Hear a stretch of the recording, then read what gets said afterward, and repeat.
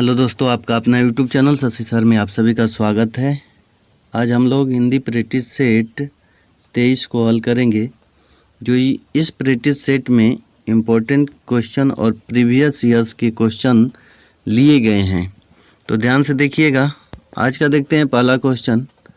पहला क्वेश्चन है, हिंदी शब्द किस का दिया हुआ है, ये आप लोगों को बताना है।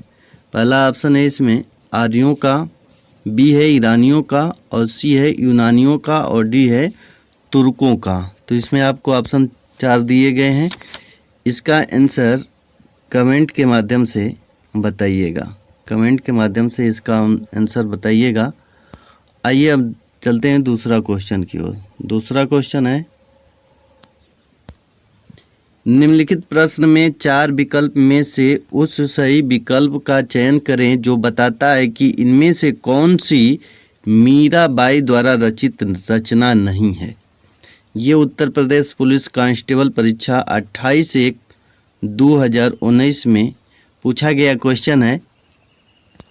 इसमें पहला ऑप्शन है राग गोविंद, बी है गीत गोविंद, सी है राधा के पद, और डी है वैदेही वनवास। वैदेही वनवास, तो कौन सा इसमें ऑप्शन होगा बताइए। इसमें तो इसमें वैदेही वनवास आपका ऑप्शन सही हो जाएगा। वैदेही वनवास किसका है, तो अरियोत जी का है। ये अरियोत जी का है ये वैदेही वनवास। और राग गोविंद, गीत गोविंद और राग सोरठ के पद जो है मीराबाई के हैं, और डी ऑप्शन वैदेही वनवास अरियोत जी का है। तो आपका ऑप्शन नंबर डी बिल्कुल सही हो जाएगा। आइए अगला क्वेश्चन देखते हैं। अगला क्वेश्चन है, इनमें से कौन सी गजानंद माधव मुक्ति बोध जी द्वारा रचित रचना नहीं है। ये उत्तर प्रदेश पुलिस कांस्टेबल 27/1/2019 प्रथम शिफ्ट में आया हुआ ये क्वेश्चन है। इसका आंसर बताइए। पहला ऑप्शन है इसमें अंधा युग, बी है चांद का मुंह टेढ़ा, और सी है भूरी भूरी खाक धुल, और डी है नए साहित्यकार का सौंदर्य शास्त्र। तो कौन सा ऑप्शन इसमें सही हो जाएगा, तो इसमें आपका ऑप्शन नंबर ए बिल्कुल सही हो जाएगा। अंधा युग माधव मुक्ति बोध जी की रचना नहीं है। ये किसकी है, तो धर्मवीर भारती जी की है। धर्मवीर भारती जी की ये अंधा युग है। और शेष दो जो दिया गया है रचना, चांद का मुंह टेढ़ा, भूरी भूरी खाक धूल, नए साहित्य का सौंदर्य शास्त्र, ये गजानंद माधव मुक्ति बोस जी का ये रचनाएं हैं। और अंधा युग धर्मवीर भारती जी का है। तो ऑप्शन नंबर आपका ए बिल्कुल सही हो जाएगा। Option number A is correct. आइए अगला क्वेश्चन देखते हैं। अगला क्वेश्चन देखें तो ये question Uttar Pradesh police constable 27/1/2019 प्रथम शिफ्ट में पूछा गया ये क्वेश्चन है। निम्नलिखित प्रश्न में 4 विकल्पों में से उस सही विकल्प का चयन करें जो बताता है कि पृथ्वीराज रासो किस लेखक की रचना है। पृथ्वीराज रासो किस लेखक की रचना है, ये आपको बताना है। पहला ऑप्शन है ए चंद्रवरदाई, बी है वाल्मीकि, सी है कल्हड़, और डी है हर्षवर्धन। तो किसकी रचना है, तो इसमें आपका ऑप्शन नंबर ए बिल्कुल सही हो जाएगा। चंद्रवरदाई जी की है पृथ्वीराज रासो। तो ऑप्शन नंबर ए आपका बिल्कुल सही हो जाएगा। आइए अगला क्वेश्चन देखते हैं। अगला क्वेश्चन है, निर्देश प्रश्न संख्या 5, निम्नलिखित शब्द का विलोम शब्द चुनिए। इसमें आपको विलोम शब्द बताना है। अक्षत का विलोम शब्द क्या होगा। ऑप्शन आप लोगों के सामने। पहला ऑप्शन है छती, बी है चावल, सी है विच्छत, और डी है पूर्ण। तो कौन सा ऑप्शन सही हो जाएगा, तो इसमें आपका ऑप्शन नंबर सी बिल्कुल सही हो जाएगा। विच्छत अक्षत का विलोम शब्द होता है। Option number C is correct. आइए अगला क्वेश्चन देखते हैं। यहाँ पर योजक चिन्ह रहेगा उभारना, उबारना, उभारना के अर्थ के सही विकल्प का चयन कीजिए। उबारना मतलब होता है बचाना और उभारना मतलब होता है उकसाना। तो इसमें आपका ऑप्शन नंबर ए बिल्कुल सही हो जाएगा। Option number A is correct. अगला क्वेश्चन देखते हैं। निम्नलिखित में कौन सा शब्द पुल्लिंग है? पुल्लिंग शब्द बताना है आप लोगों को। तो इसमें पहला ऑप्शन है ज्येष्ठ, बी है आषाढ़, सी है बुधवार और डी है ये सभी। तो कौन सा ऑप्शन इसमें सही हो जाएगा बताइएगा। इसमें तो ज्येष्ठ, आषाढ़, बुधवार तीनों ही क्या हैं? पुल्लिंग है। तीनों क्या हैं? पुल्लिंग शब्द हैं, क्योंकि महीनों, दिनों, ग्रहों और पर्वतों के नाम पुल्लिंग ही होते हैं। ज्येष्ठ, आषाढ़ महीना के नाम है और बुधवार दिन का नाम है, इसलिए इसमें तीनों क्या हैं? पुल्लिंग हैं, क्योंकि महीनों और दिनों और ग्रहों और पर्वतों के नाम हमेशा पुल्लिंग होते हैं। तो ऑप्शन नंबर आपका डी इसमें बिल्कुल सही हो जाएगा। प्रश्न संख्या 8 की बात करें तो निर्देश में प्रश्न संख्या 8 निम्न वाक्यों में से सही वाक्य चुनिए। पहला ऑप्शन है अंकुर 7वीं कक्षा में पढ़ता है, बी है अंकुर 7वीं कक्षा में पढ़ता है, सी है अंकुर 7वीं में पढ़ता है और डी है अंकुर 7 कक्षा में पढ़ता है। तो कौन सा ऑप्शन सही होगा इसमें? तो इसमें आपका ऑप्शन नंबर ए बिल्कुल सही हो जाएगा। अंकुर 7वीं कक्षा में पढ़ता है, तो ऑप्शन नंबर ए आपका बिल्कुल सही हो जाएगा। आइए अगला क्वेश्चन देखते हैं। क्वेश्चन नंबर 9, दर्शन शब्द का उचित बहुवचन चुनिए। दर्शन शब्द का उचित बहुवचन चुनना है। तो आप लोगों को मालूम होगा कि दर्शन जो है हमेशा क्या होता है? सदैव बहुवचन में प्रयुक्त होता है। दर्शन हमेशा बहुवचन में प्रयोग होता है और दर्शन का जो बहुवचन होगा वो दर्शन ही होगा। तो ऑप्शन नंबर आपका सी बिल्कुल सही होगा। दर्शन शब्द सदैव बहुवचन में प्रयुक्त होता है, इसलिए दर्शन का बहुवचन क्या होगा? दर्शन का बहुवचन दर्शन ही होगा। ऑप्शन नंबर सी आपका बिल्कुल सही हो जाएगा। अगला क्वेश्चन, शिकारी ने शेर को बंदूक से मारा, वाक्य में प्रयुक्त कारक चिन्ह है। कौन सा कारक चिन्ह है इसमें आप लोगों को बताना है। तो पहला ऑप्शन है कर्ता कारक, बी है कर्म कारक, सी है करण कारक और डी है संप्रदान कारक। तो इसमें आपको बताना है कौन सा कारक है। तो इस वाक्य में बंदूक द्वारा शेर मारने का उल्लेख है, इसलिए यहाँ कौन सा कारक होगा? तो करण कारक होगा। ऑप्शन नंबर सी आपका बिल्कुल सही हो जाएगा। कौन सा ऑप्शन? ऑप्शन नंबर सी आपका बिल्कुल सही हो जाएगा। Option number C. प्रश्न नंबर 11, निम्नलिखित वाक्यांश के लिए एक शब्द चुनिए। गुरु के समीप रहने वाला विद्यार्थी को एक शब्द में क्या कहते हैं? पहला ऑप्शन है अंतेवासी, बी है अंतःपुर और सी है वज्रवटुक और डी है ब्रह्मचारी। तो कौन सा ऑप्शन सही होगा इसमें? तो गुरु के समीप रहने वाला विद्यार्थी क्या कहलाता है? तो अंतेवासी कहलाता है। ऑप्शन नंबर ए आपका बिल्कुल सही हो जाएगा। आइए अगला क्वेश्चन देखते हैं। रस के मुख्य रूप से कितने अंग माने जाते हैं? रस के मुख्य रूप से कितने अंग माने जाते हैं? तो रस के मुख्य रूप से पहला ऑप्शन है 3, बी है 4, सी है 5 और डी है 6। तो कौन सा ऑप्शन सही होगा बताइएगा इसमें। तो रस के मुख्य रूप से 4 अंग माने जाते हैं। 4 अंग माने जाते हैं। कौन कौन? तो पहला हो जाएगा आपका अस्थाई भाव, दूसरा आपका हो जाएगा विभाव,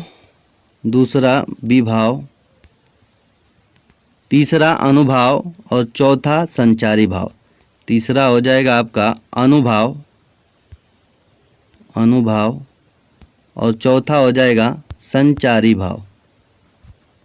तो इस प्रकार से रस के मुख्य रूप से कितने अंग हैं?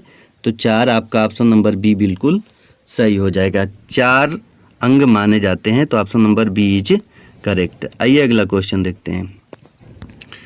छंद के संघटक तत्वों की संख्या कितनी है?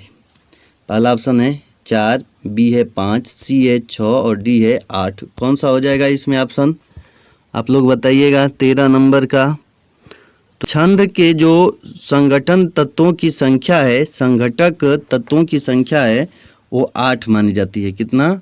8 मानी जाती है। कौन कौन? तो एक पहला की बात करें तो चरण होगा, दूसरा वर्ण होगा, तीसरा मात्रा होगा, मात्रा, चौथा क्रम होगा, चौथा 5वां की बात करें तो यति होगा, यति, 6वां की बात करें तो गति होगा, गति, 7वां की बात करें तो तुक होगा और 8वां की बात करें तो गण होगा। ये छंद के संघटक तत्वों की संख्या 8 होते हैं। चरण, वर्ण, मात्रा, क्रम, यति, गति, तुक और गण, ये 8 तत्व माने जाते हैं। तो ऑप्शन नंबर आपका डी बिल्कुल सही हो जाएगा। आइए अगला क्वेश्चन देखते हैं। अंगीठी, अंगीठी का तत्सम शब्द है। अंगीठी का तत्सम शब्द बताना है, तो इसमें आपका ऑप्शन नंबर कौन सा सही हो जाएगा? तो अंगीठी का तत्सम शब्द ऑप्शन नंबर सी आपका बिल्कुल सही हो जाएगा। आइए अगला क्वेश्चन देखते हैं। अगला क्वेश्चन है, बीती विभावरी जागरी, अंबर पनघट में डूब रही तारा घट उषा नागरी। तो इसमें आपको बताना है कि प्रयुक्त अलंकार कौन सा है। बीती विभावरी जागरी, अंबर पनघट में डूब रही तारा घट उषा गागरी में प्रयुक्त अलंकार कौन सा है? तो पहला ऑप्शन है उपमा, बी है रूपक, सी है उत्प्रेक्षा और डी है भ्रांतिमान। तो कौन सा ऑप्शन सही हो जाएगा इसमें? तो इसमें आपका ऑप्शन नंबर बी बिल्कुल सही हो जाएगा। रूपक अलंकार होगा। रूपक अलंकार, option number B is correct. आइए अगला क्वेश्चन देखते हैं। निम्नलिखित में कौन सा शब्द तत्सम नहीं है? नहीं है बताना है इसमें। तो पहला ऑप्शन है इसमें आँख, बी है नयन, सी है नेक, ने और डी है दृक। तो कौन सा ऑप्शन हो जाएगा? तो ये चंद्रबिंदी जब भी आ जाए चंद्रबिंदु, तो ये तत्सम शब्द में कभी नहीं आता है, यानी ये क्या होता है? तद्भव होता है, तद्भव। और हमें तद्भव शब्द ही बताना है, तत्सम नहीं है मतलब तद्भव होना चाहिए। तो इसमें आपका ऑप्शन नंबर ए बिल्कुल सही हो जाएगा। बाकी ये बी ऑप्शन नयन, सी ऑप्शन ने और डी ऑप्शन दृग क्या है? ये तत्सम शब्द हैं। तो ऑप्शन नंबर आपका ए इसमें बिल्कुल सही हो जाएगा। ए ऑप्शन बिल्कुल सही हो जाएगा। आइए अगला क्वेश्चन देखते हैं। कविता कौमुदी भाग 2 के रचनाकार हैं। पहला ऑप्शन पंडित राम नरेश त्रिपाठी, बी है बाबू श्याम सुंदर दास, सी है शिव सिंह सेंगर और डी है रामचंद्र शुक्ल। तो कौन सा ऑप्शन इसमें सही हो जाएगा? 17 का आंसर बताइए। कविता कौमुदी भाग 2 पंडित राम नरेश त्रिपाठी द्वारा रचित पुस्तक है और यह 1917 में प्रकाशित हुई थी। कब प्रकाशित हुई थी? तो 1917 में प्रकाशित हुई थी, 1917 में। तो किसके द्वारा रचित है? पंडित राम नरेश त्रिपाठी द्वारा। इस पुस्तक के प्रथम भाग में भारतेंदु से पूर्व के 89 कवियों का वर्णन किया गया है और रचनाओं का परिचय तथा दूसरे में 49 आधुनिक कवियों और उनकी रचनाओं का परिचय है। तो इसमें आपका ऑप्शन नंबर ए बिल्कुल सही हो जाएगा। आइए अगला क्वेश्चन देखते हैं। निम्नलिखित में कौन सा गुणवाचक विशेषण नहीं है, गुणवाचक विशेषण नहीं है। पहला ऑप्शन है टिकाऊ, बी है गुजराती, सी है प्रत्येक और डी है लंबा। तो इसमें कौन सा ऑप्शन गुणवाचक विशेषण नहीं है ये बताना है। जो शब्द संज्ञा अथवा सर्वनाम के गुण धर्म स्वभाव का बोध कराते हैं उन्हें गुणवाचक सर्वनाम कहते हैं। यहाँ पर टिकाऊ, गुजराती, लंबा ये क्या है गुणवाचक विशेषण है, जबकि ये प्रत्येक क्या है संख्यावाचक विशेषण है। तो ऑप्शन नंबर आपका कौन सा सही हो जाएगा? ऑप्शन नंबर सी प्रत्येक। आपका ऑप्शन नंबर सी बिल्कुल सही हो जाएगा क्योंकि सी संख्यावाचक विशेषण है। तो option number C is correct. अगला क्वेश्चन देखते हैं। मुझे शब्द किस प्रकार का सर्वनाम है? पहला ऑप्शन है उत्तम पुरुष, बी है मध्यम पुरुष, सी है अन्य पुरुष और डी है इनमें से कोई नहीं। तो कौन सा ऑप्शन सही होगा इसमें? 19 का आपको बताना है। तो मुझे शब्द उत्तम पुरुष होगा, ऑप्शन नंबर ए आपका बिल्कुल सही होगा। उत्तम पुरुष होगा, option number A is correct. आइए अगला क्वेश्चन देखते हैं।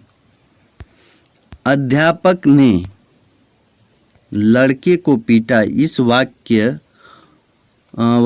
किस क्रिया का उदाहरण है? इसमें किस क्रिया का उदाहरण दिया गया है? तो पहला ऑप्शन है सकर्मक क्रिया, बी है अकर्मक क्रिया, सी है प्रणार्थक क्रिया और डी है द्विकर्मक क्रिया। तो इसमें कौन सा ऑप्शन सही होगा आपको बताना है। इस वाक्य में अध्यापक क्या हो गया? कर्ता द्वारा पीटने का कार्य का फल लड़के यानी कर्म पर पड़ रहा है, अतः इसमें क्या हो जाएगा? सकर्मक क्रिया हो जाएगी, यानी ऑप्शन नंबर ए आपका बिल्कुल सही हो जाएगा। अगला क्वेश्चन देखते हैं। अभ्यस्त का पर्यायवाची है, इसमें आपको बताना है अभ्यस्त का पर्यायवाची शब्द क्या होगा। तो इसमें आपका ऑप्शन नंबर दिया है ए परिश्रमी, बी दिया है तेजस्वी, सी दिया है आदि और डी दिया है मेधावी। तो कौन सा ऑप्शन सही होगा इसमें बताइए इसमें? तो इसमें आपका ऑप्शन नंबर सी बिल्कुल सही हो जाएगा। आइए आगे देखते हैं। अगला क्वेश्चन देखते हैं। वह पढ़ रहा है वाक्य में कौन सा काल है? पहला सामान्य वर्तमान काल, बी है संदिग्ध वर्तमान काल, सी है अपूर्ण वर्तमान काल और डी है सामान्य भविष्य काल। तो इसमें क्या हो जाएगा? वह पढ़ रहा है क्रिया के जिस रूप से वर्तमान काल में क्रिया की अपूर्णता का बोध होता है उसे अपूर्ण वर्तमान कहते हैं। जैसे वह पढ़ रहा है वाक्य में क्रिया पढ़ अपूर्णता का बोध हो रहा है, इसलिए यहाँ पर कौन सा ऑप्शन होगा? ऑप्शन नंबर सी आपका बिल्कुल सही हो जाएगा। सीता से हंसा नहीं जाता वाक्य में किस वाच्य का उदाहरण है? तो इसमें कौन सा वाच्य का उदाहरण लिया गया है? तो ये ऑप्शन नंबर आपका सी बिल्कुल सही हो जाएगा। भाववाच्य का उदाहरण लिया गया है, तो option number C is correct. संवाद शब्द में कौन सा उपसर्ग है? तो संवाद में सम, योग, वाद। तो सम इसमें उपसर्ग हो गया, वाद इसमें मूल शब्द हो गया। तो इसमें कौन सा उपसर्ग है? तो ऑप्शन नंबर बी आपका बिल्कुल सही हो जाएगा। सम उपसर्ग का प्रयोग किया गया है। जागृत शब्द में कौन सा प्रत्यय है? जागृत शब्द में कौन सा प्रत्यय है? तो ऑप्शन नंबर सी आपका बिल्कुल सही होगा। आप बीती शब्द में कौन सा समास है? आप बीती शब्द में कौन सा समास है? तो इसमें आपका ऑप्शन है द्विगु, बी है द्वंद्व, सी है तत्पुरुष और डी है अव्ययी भाव समास। तो कौन सा समास है? आप बीती का विग्रह करें तो क्या होगा? आप पर बीती, यानी ये कौन सा हो गया? आप पर अधिकरण में पर। तो इसमें कौन सा होगा? अधिकरण तत्पुरुष समास होगा। तो ऑप्शन नंबर आपका सी बिल्कुल सही हो जाएगा। हिंदी भाषा और साहित्य का इतिहास पुस्तक के लेखक कौन है? हिंदी भाषा और साहित्य का इतिहास पुस्तक के लेखक कौन है? हिंदी भाषा और साहित्य का इतिहास पुस्तक के लेखक आचार्य चतुर सेन हैं। 1946 ईस्वी में यह प्रकाशित हुई और इसके लेखक कौन हैं? तो आचार्य चतुर सेन जी हैं। ऑप्शन नंबर सी आपका बिल्कुल सही हो जाएगा। निर्जन का संधि विच्छेद होगा। निर्जन का संधि विच्छेद क्या होगा? तो निह धन जन होगा। क्या होगा? निह धन जन। ये कौन सा संधि हो जाएगा? तो विसर्ग संधि हो जाएगा। तो ऑप्शन नंबर आपका डी बिल्कुल सही हो जाएगा। अंधे की लकड़ी मुहावरे का अर्थ क्या होगा? पहला ऑप्शन है बहुत कमज़ोर होना, बी है एकमात्र सहारा, सी है बिल्कुल असमर्थ होना और डी है किसी अंधे व्यक्ति की छड़ी। तो कौन सा ऑप्शन होगा? तो अंधे की लकड़ी, इसमें ऑप्शन नंबर बी आपका बिल्कुल सही हो जाएगा, एकमात्र सहारा। तो option number B is correct. एक पंथ दो काज कहावत का अर्थ क्या होगा? पहला ऑप्शन है एक चीज़ के अनेक चाहने वाले, एक साथ दो काम होना, सी है एक रास्ते में दो काम करना और डी है उपरोक्त में से कोई नहीं। तो कौन सा ऑप्शन सही होगा? तो इसमें आपका ऑप्शन नंबर बी बिल्कुल सही हो जाएगा, एक साथ दो काम होना। Option number B is correct. नवरत्न पुस्तक के लेखक हैं। नवरत्न पुस्तक के लेखक कौन है ये बताना है आप लोगों को। तो नवरत्न पुस्तक के लेखक श्याम बिहारी मिश्र और सुखदेव बिहारी मिश्र हैं। सुखदेव बिहारी मिश्र जी हैं। यह पुस्तक 1910 ईस्वी में प्रकाशित हुई थी। तो इसका ऑप्शन नंबर डी आपका बिल्कुल सही हो जाएगा। अगला क्वेश्चन देखते हैं। गुजराती साहित्य के लिए रघुवीर चौधरी को पुरस्कार से सम्मानित किया गया। किस पुरस्कार से सम्मानित किया गया है?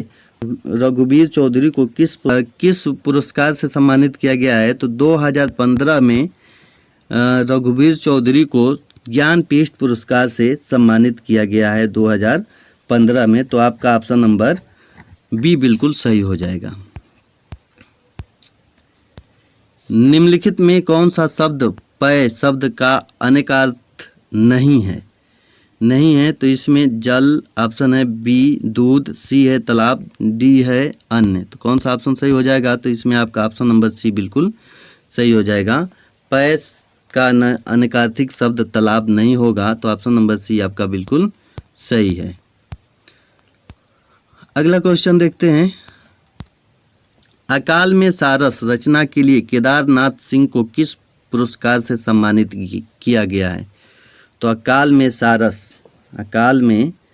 सारस रचना के लिए केदारनाथ सिंह को वर्ष 2013 में ज्ञानपीठ पुरस्कार से सम्मानित किया गया है। तो ऑप्शन नंबर आपका सी बिल्कुल सही हो जाएगा।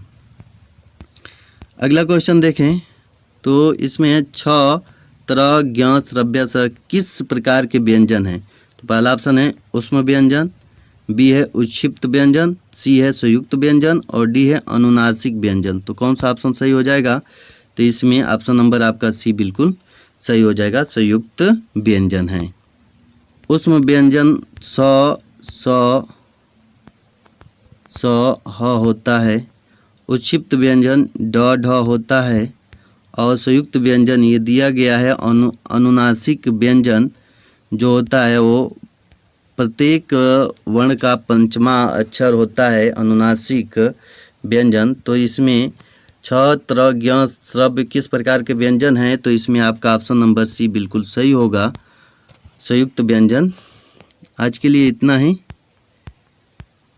यदि आप लोगों को इस प्रैक्टिस सेट का PDF चाहिए तो डिस्क्रिप्शन में आपको लिंक दे दिया जाएगा। तो आप डिस्क्रिप्शन से इस प्रैक्टिस सेट का PDF ले सकते हैं। आज के लिए इतना ही। तब तक के लिए जय हिंद, जय भारत।